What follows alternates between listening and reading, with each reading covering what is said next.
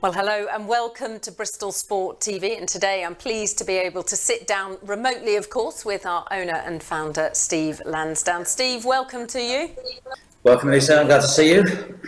Yes, it's been a while. I think we spoke on Bristol Sport TV back in the middle of lockdown, back in April. But of course, you were on Robin's TV ahead of the start of the football season. And let's start there. You must be really pleased with Dean Holden and the whole team's performance so far.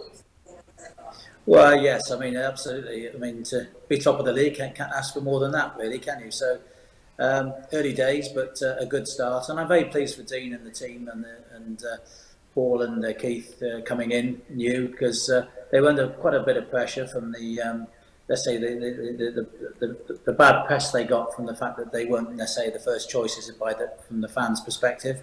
But I think they proved people wrong in the short term. They've been there, people have got confidence in them. And we're looking very well organised on the pitch, and we're playing some good football. And of course, as I said, top of the league. So we'll take that at the moment, and hopefully we'll do well at Forest and go into the international break in a good position. Yeah, I mean, it'd be fantastic, wouldn't it, to go into the international break with a 100% record. You mentioned about the change in the coaching staff. Of course, it's been interesting to see how well they have gelled and really hit the ground running.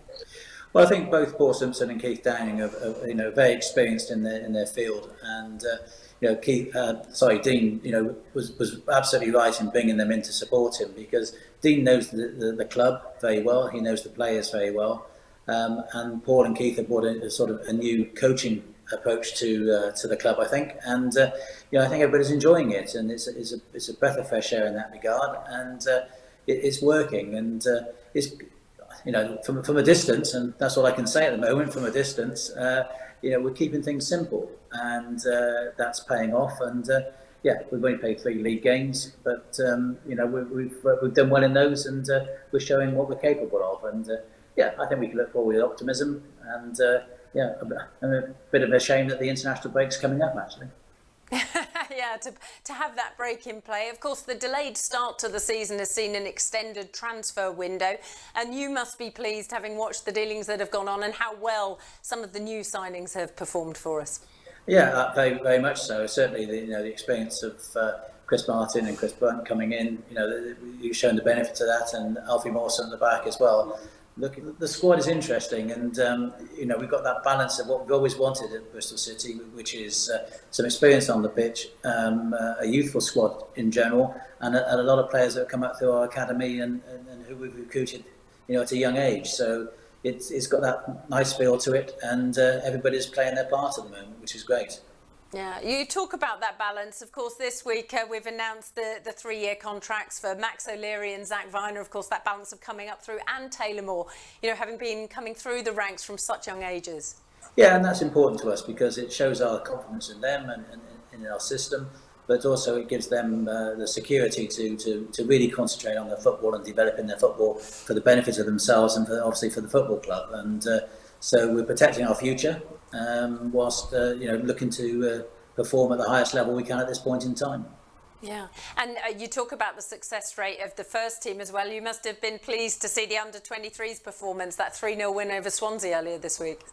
Well, that's very encouraging, and to see Lewis Britton get a hat-trick is great. But that's the point, we've got to get ourselves into a position where our under-23s are really the people that are going to step into the first team when there's an injury or somebody moves on, because that's the whole purpose of what we're trying to build, is that succession planning from the young age of the academy right through to the first team. And we seem to, we've got a good pathway there. It's, fair play to Lee Johnson, that when he was here, he helped develop it. But we need to progress that, and seeing the likes of Zach and Taylor and Max come on board now for the next 3 years just shows that continuity that we've got. And it's really encouraging that the investment we're making in the academy, in our development programme, is paying off. Yeah, well, that investment in people, if you like, is paying off. Of course, there is the investment in the facilities as well, not least that beautiful training ground that's coming online in early next year for City. Yeah, I'd love to be able to see it, actually. I mean, it's been going on really while lockdown's been in place, and so I only saw it as a field. So I'm really looking forward to that. But it's a major part of what we're about. The training ground is where players spend the majority of their time. it's their home. And that's where the family culture is built up amongst the players and the staff. And it's got to be top class. And when we've got that finally open, we have top class training facilities. We'll have the academy and the first team closer together, and we can really then look forward again with confidence that we've got the facilities in place to support the teams we want. Yeah, well, we talk about the new training facility for City men. Of course, City women have got a new home ground now. They've started their new season with a home at Twerton Park. Yeah, they have, and hopefully that will pay them dividends in due course. I mean, obviously they had an extremely tough start, but we know where we are in the Super League. There are some top teams with some top, lots of money they're spending at it. They're Premiership backed, and really until we get into the Premiership, our ladies team have to accept that we're going to have to battle for everything. But we're going to stick to our principles of developing young players, recruiting young players in with potential, and growing those players and competing with those players. And that's what Bristol City women are doing. Women's football has certainly gained a much higher profile these days, and quite rightly so. And they're putting in the performances and giving us the entertainment, which is what it's all about. We are, after all, in an entertainment business. And we as a football club, we have to accept where our position is at the moment, and we're up and coming. Let's put it that way. That's what we look to do. Our aim is for the men's team to get into the Premiership. When we join that elite group and have the finances to back everything we're doing, that's when we can invest more back into the women's football at the same time. So to bring them on at the same pace. Yeah, indeed. And of course, as you say, they've had a really tough start to the season, playing the previous champions Chelsea and then Everton, and then this weekend they've got Arsenal on Sunday. But it is that sort of coming back to community roots almost with Twerton Park as well. It's a real opportunity for people to come and watch. But of course, no one can come and watch those games at the moment, so we're all having to watch it virtually, which is frustrating. It's so disappointing that we don't have crowds in the stadium. It's even more disappointing that the government has done a U-turn really and stopped the pilot schemes that were going to be starting now. And I just think that's unnecessary. I think they panicked, and I think they need to take a very close look at the fact that stadium companies, let's call it that way, rather because it applies to football and rugby. We've done an awful lot of work in planning for getting people back into the stadium safely, and that's obviously the paramount. That people must be safe. And so, but people like Dave Storr and Ross Wilmore at Ashton Gate, they know what they're doing. They're experts in the field, and basically government needs to look at that and trust them and let us get on with the job. Set down the protocol, set down the requirements, and let us fulfil them, and let us get our fans back in the stadium watching the games. I don't think there's any reason why we cannot get a number of people into the ground now and start building it up for the future, because our games are going to die otherwise. Football clubs, rugby clubs, sport in general needs support of people watching and paying good money to watch the games, and therefore buying the merchandise and hospitality that goes with it ultimately. So I think the reality is that we're in a very difficult position now. Business is generally in a very bad position, and sport is we're on a precipice. And people have got to recognise this.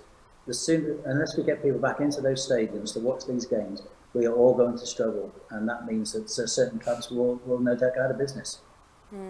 I mean, I think everyone's aware of the application to the government, to the DCMS. Of course, there was the letter written from football key stakeholders asking for support. And I reflect on our conversation that we had back in April. Everyone accepted the fact that we had to lock down, for the health of the nation. But that was with a view that things would improve and crowds would be allowed to return, albeit, of course, safely. And there is a frustration now that this feels unending. Well, there's no light at the end of the tunnel now. They've stopped the pilot schemes. And that's the problem for all of us in this business, is that we're looking forward now and we have no hope at this point in time to generate revenue from ticket sales. And that causes us a big problem. Even for the top Premiership clubs, a good proportion of their income is ticket sales, and the more you go down the pyramid, it's even a greater proportion. So we rely heavily on our supporters coming to watch us and spending the money when they do, and if they're not doing that, then we're all struggling. And you can only sustain losses for so long, and the government need to recognise that, and they need to make sure that, as far as the sporting economy is concerned, that we're given the chance to make it perform. But obviously, perform safely. That goes without saying, and I'm not just sort of bleating because we're struggling as a business. I'm confident that we can get people into Ashton Gate and safely distance. It won't be capacity, but I think 8,500, 10,000 people we could get into the ground very, very safely. I've seen the figures, and get them in and out of the stadium at safe distances, get them enjoying the game, sat in the open air, and giving us some income into the sport that we all love, and hopefully we'll keep it going in the future. Yeah, I mean, Mark Ashton, of course, spoke in the Telegraph about this roadmap for supporters to return. If you had a sit-down call with Oliver Dowden today, what would you be saying to him? Because I guess all of those safety procedures have been mapped out across stadia and sports clubs across the country. It is a bit like it should be being locally managed, if you like, in terms of trust in us, because we are the safety experts. Yes, I mean, we've gone through all the process. Ever since lockdown started, we've been, and I say we, it's the royal we, I mean, the people at Ashton Gate have been looking very, at all the processes we have to go through to keep people safe, to be able to watch sport at Ashton Gate. And the stadium has been built with that in mind. It was a new stadium. It's state of the art as far as that's concerned.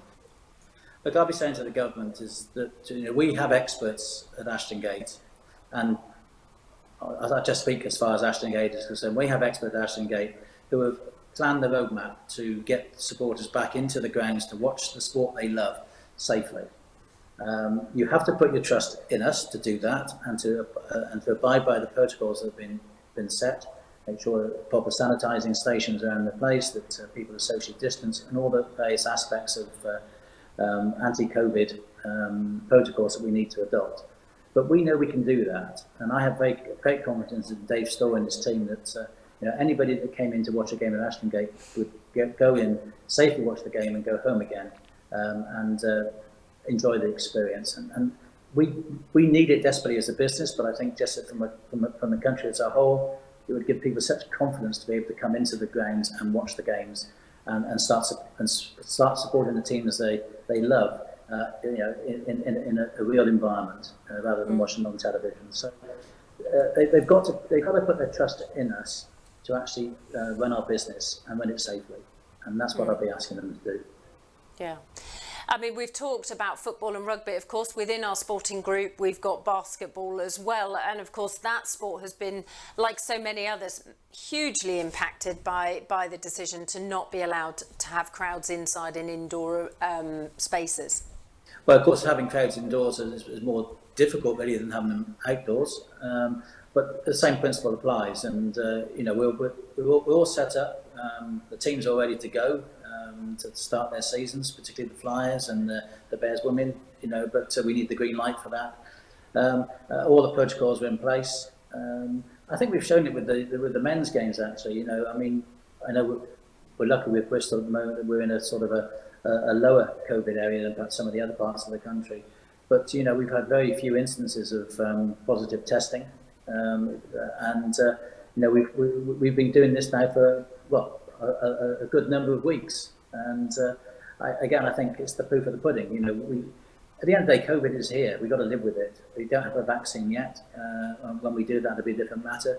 So we have to live with it. We have to adapt. And I think sport is showing the way. It's adapting to COVID. We're dealing with things safely. When there's a problem, people go into quarantine, and we move forward. So I think that we all want sport to play. We all want to play it. We all want to watch it. So we need to get it back, and that applies to the minor sports as well as the major sports. So basketball and women's rugby and women's football and everything else needs to be. The focus needs to be on that as much as the Premier League in football and the Premier League in rugby. Yeah, indeed. You talk about moving forward, and we were discussing basketball there and the Flyers. Of course, moving forward are the plans for the Sports and Convention Centre, and the hope that will get into planning sometime around Christmas. And of course, 18 months, 2 years to build. hopefully we will be long clear of COVID by then, and a full sports and convention centre we will see. Well, that's the aim, yeah, we're on track. Obviously, COVID has stalled a few things along the way in the programming, but we're still moving forward.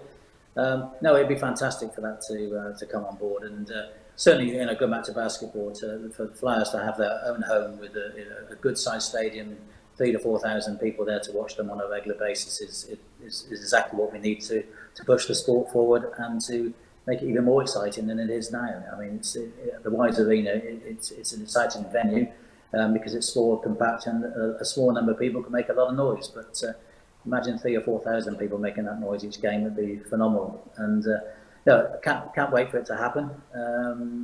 But we've got a few difficult paths to follow along that before we get to it. But it's underway. It's there. It's moving forward. Yeah, indeed, and I guess the point I'd like to touch on is that key part that the pandemic has thrown up because of the difficulties that the economy has been thrown into because of everything effectively grinding to a halt.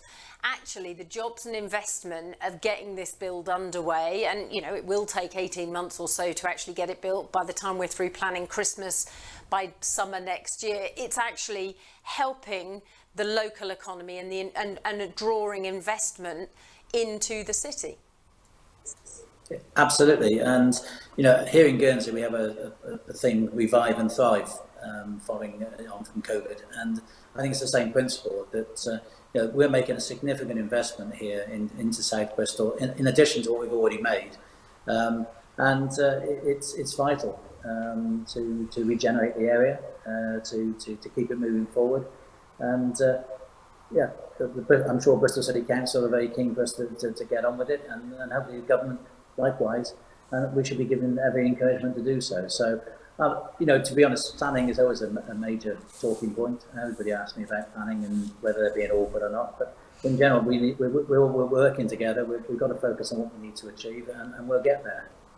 I do wonder that due to the impact of COVID and literally everything coming to a standstill, it did shine a light on the importance of community, and certainly the importance that the stadium and Ashton Gate plays in the heart of its local community. And it is interesting to see actually how much more a positive light perhaps Ashton Gate can now be seen because of the work that has gone on throughout lockdown. And I'm thinking of all the food delivery and the community food proposition that we delivered here, but also the importance of our sporting charities and the role that they have played in our community when people were essentially cut off.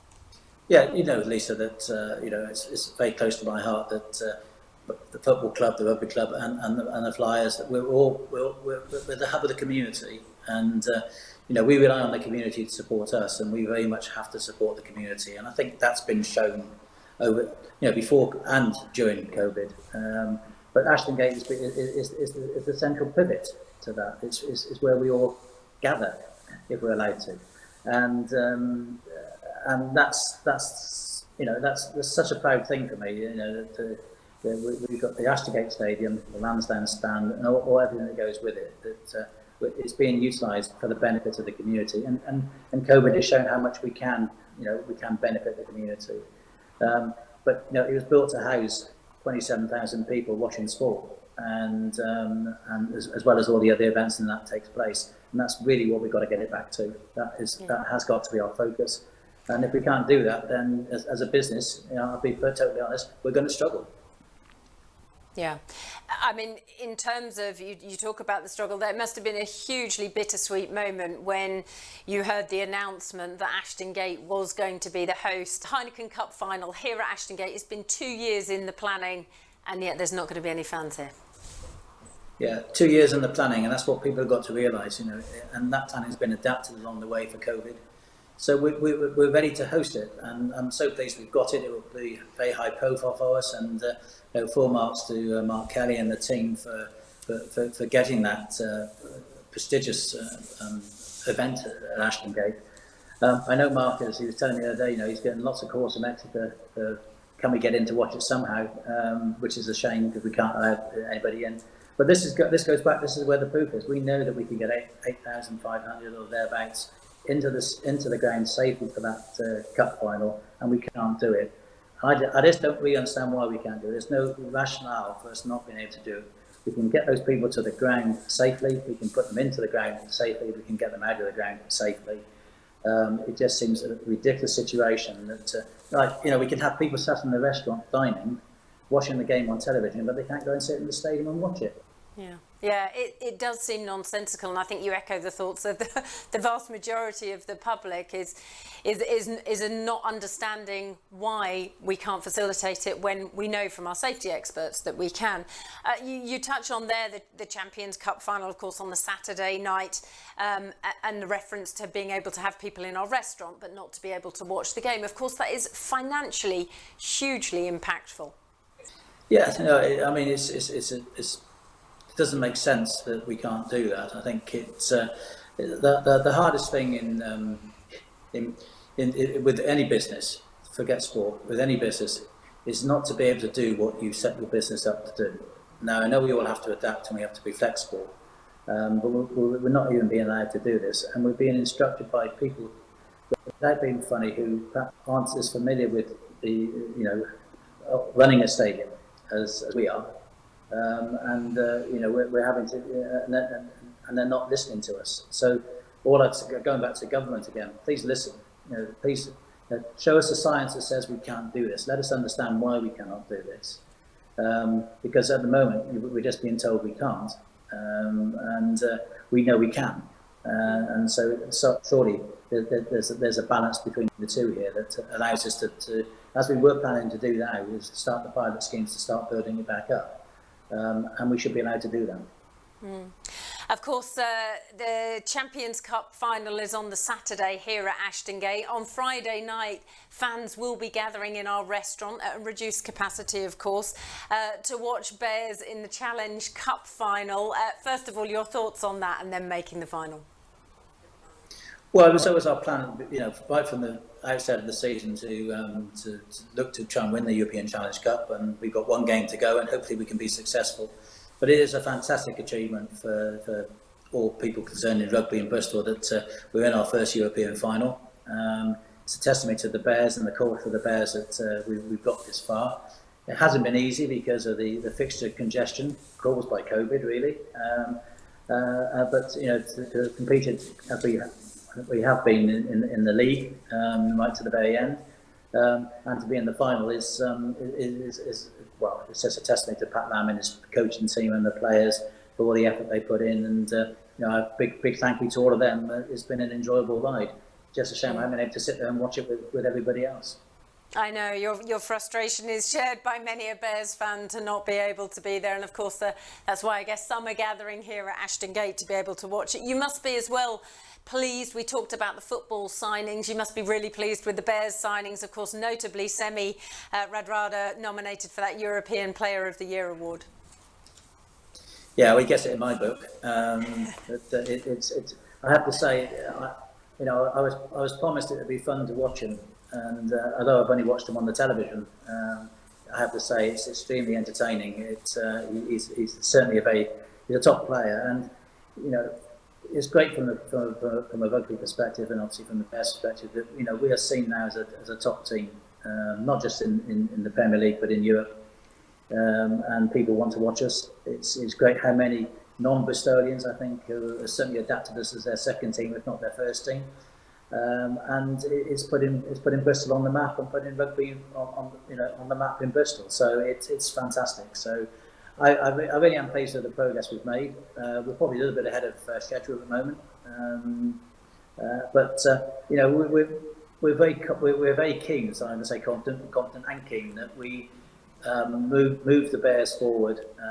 This is the start of the journey, and if we win something this year, which I hopefully we will, that would be fantastic. Get some silverware, but we want, because that's our aim, is to win silverware. But then move on and establish ourselves as a top team in the next few years. Yeah, we've talked about Semi, and of course there's a number of big stars that have come into the team, but you must be really proud as well of how it has followed that, similar as we discussed with football, following the investment in academy stars, and to see the likes of Johan Lloyd, Andy Uren, Harry Ashell, and of course Callum Sheedy. Oh, absolutely. Well, I've sort of followed Callum quite closely because of his involvement when we got promoted for the first time into the Premier League.